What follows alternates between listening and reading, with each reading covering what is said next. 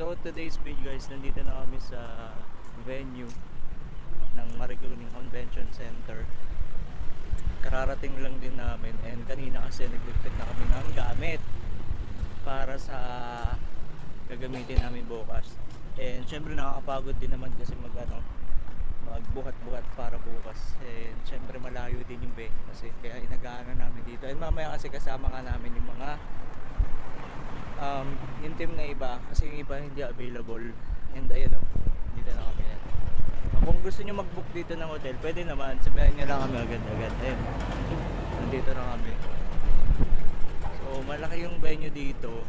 Ayan, malaki yung venue.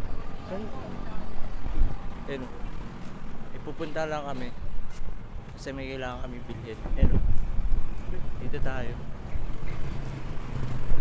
Yan, makikita nyo yung convention hall. Ayun, dito kami mamaya ay bukas. So yun, see you guys and mag-enjoy po kayo sa fashion show. Ayan.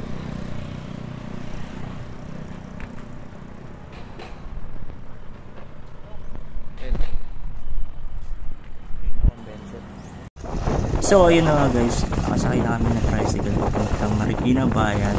And ayan guys, nakasakay kami kay Lolo. Grabe guys, nakakabilib si Lolo guys. Dahil dyan sa pag-drive niya, nakakayanan niya pa yung mag-drive ng ganyang kalayo. Kasi super nakaka-elig talaga yung ganyang eksena kapag nakasakay ka sa mga tricycle. And salute sa mga tricycle driver po dyan na laging naglilingkod na maayos sa mga estudyante, sa mga pasahero at saan man dako ng mundo dito sa Pilipinas natin guys. And ayan guys, nandito na kami sa paliko na kami sa may papuntang Marikina Bayan. And makikita nyo guys, nakakailip si Lolo dyan.